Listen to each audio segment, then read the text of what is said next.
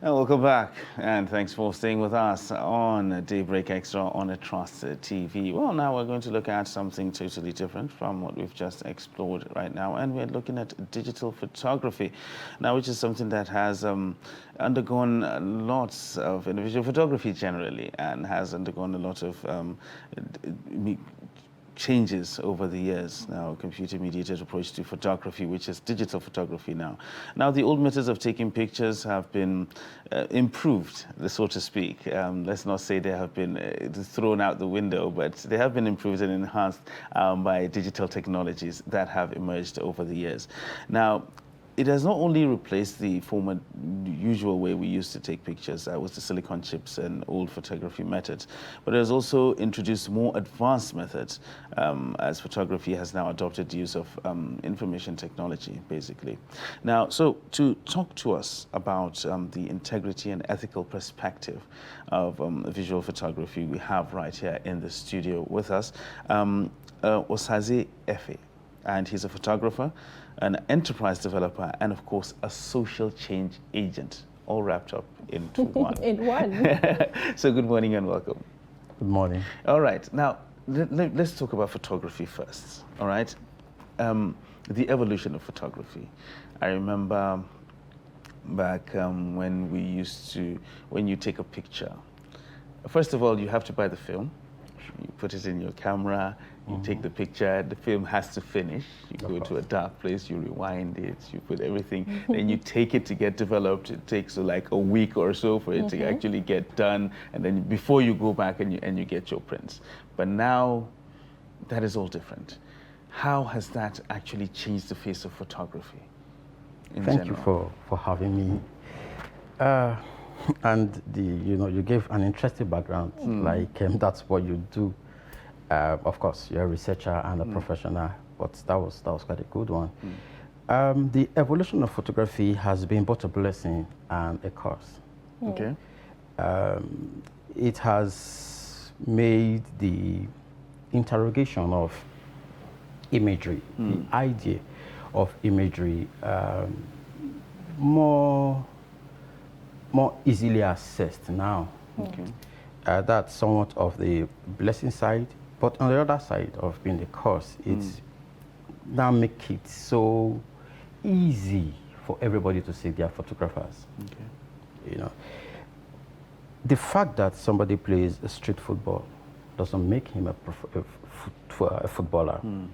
The fact that I can sing at the bathroom does not make me a professional musician like the guy that just left. So the fact that a guy has a DSLR or even a very high-end phone with well-built camera and can actually take a few pictures here and there does not make the person a photographer.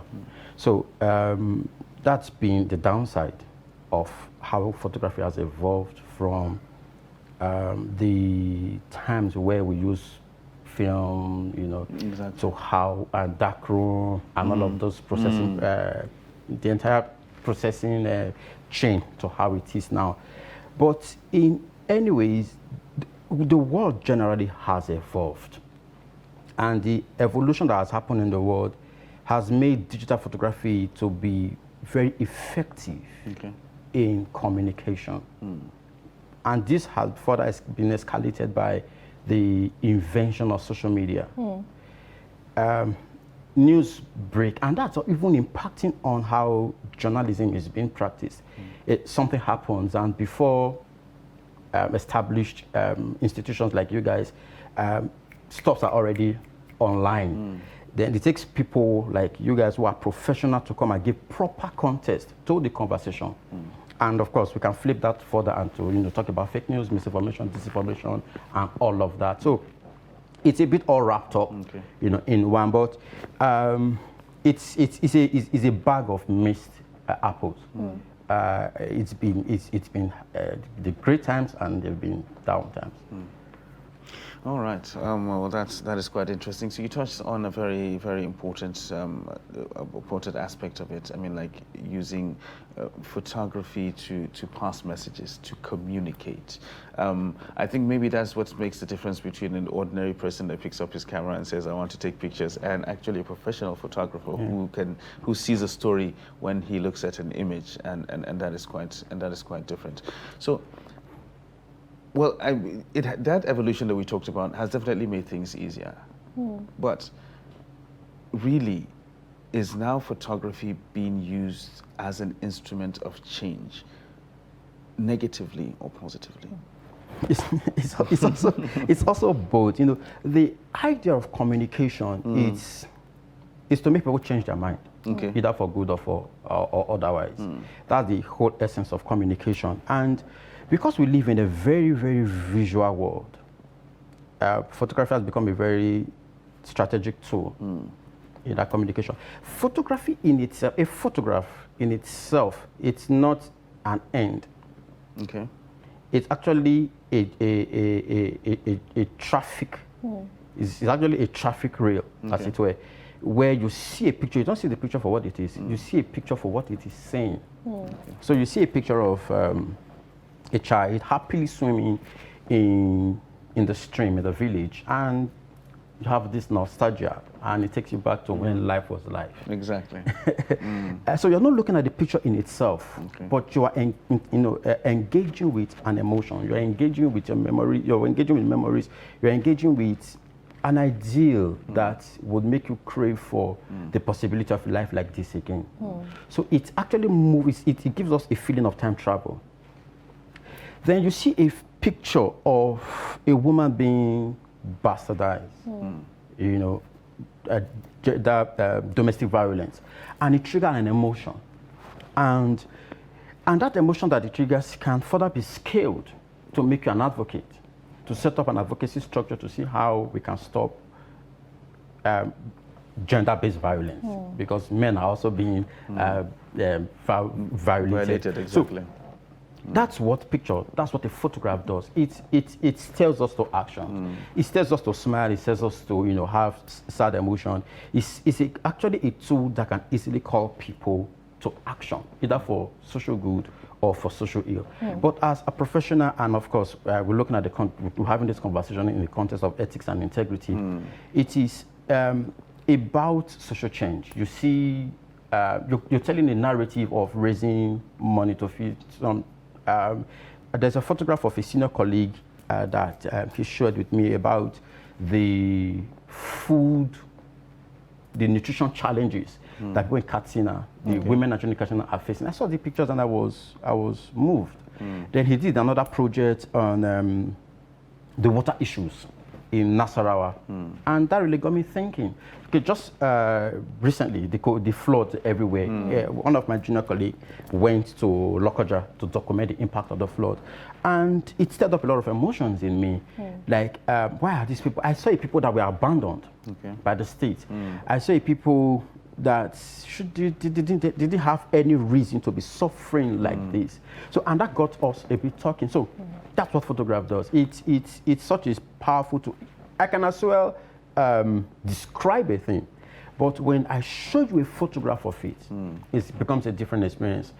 Like I said, we are very visual, and photography now just fit into that human tendency and experience, and move us to take action.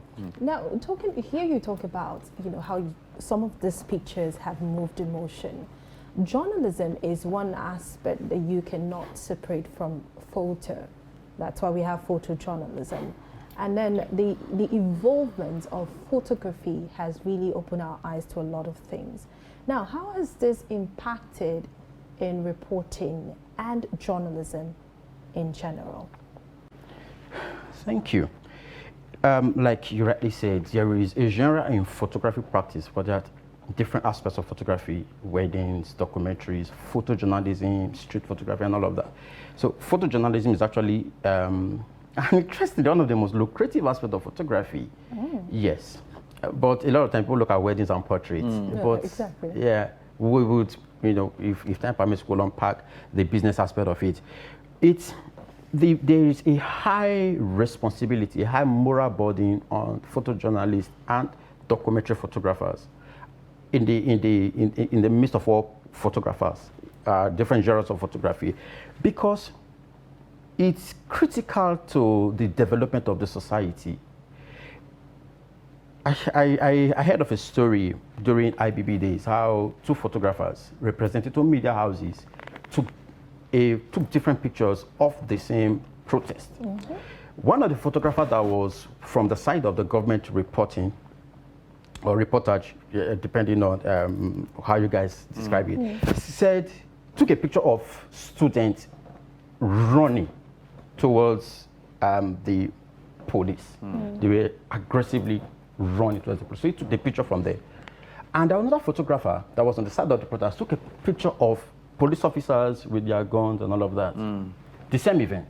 The following day, the two newspapers reported students aggressively attacking police.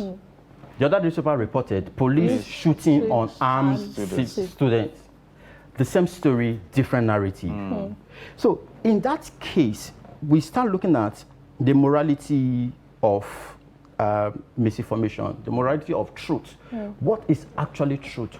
In what actually guides you as a photojournalist? The thing is this about photojournalism: the agenda. Photograph may not lie, but the photographer may lie. Okay.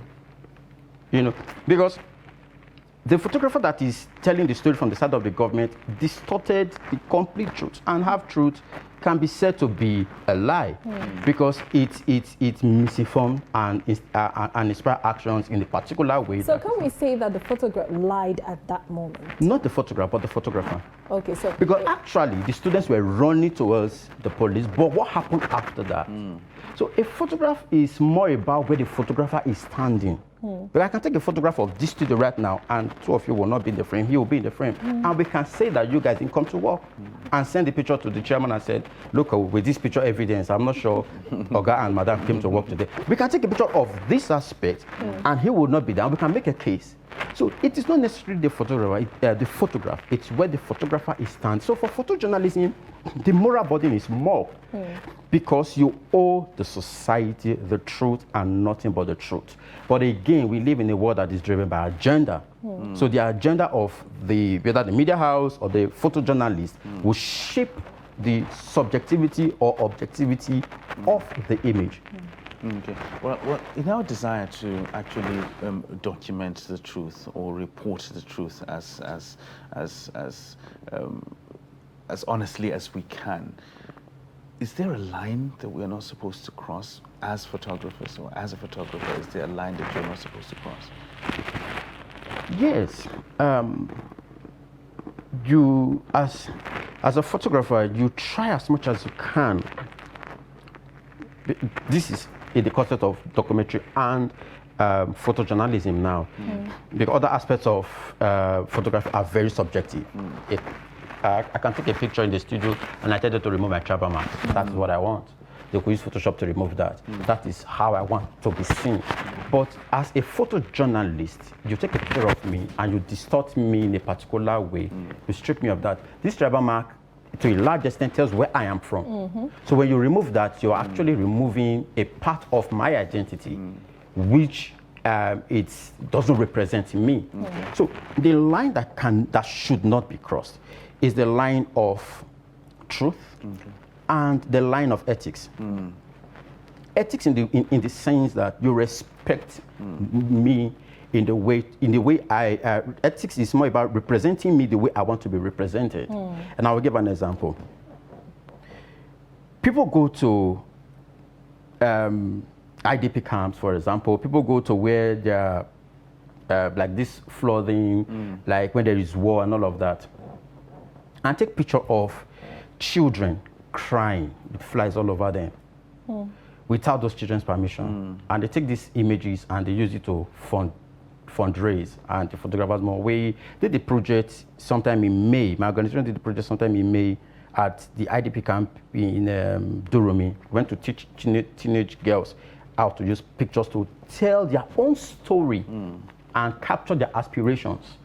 and how they imagine life to be, having suffered the insurgency in the Northeast. And one of the camp leaders, a lady, was telling us that some time ago, somebody reached out to her and told her that they saw her pictures on the streets of London. A lot of people came in there to take pictures and they left. So she cannot really tell who among the several photographers who will be coming to document the place did that.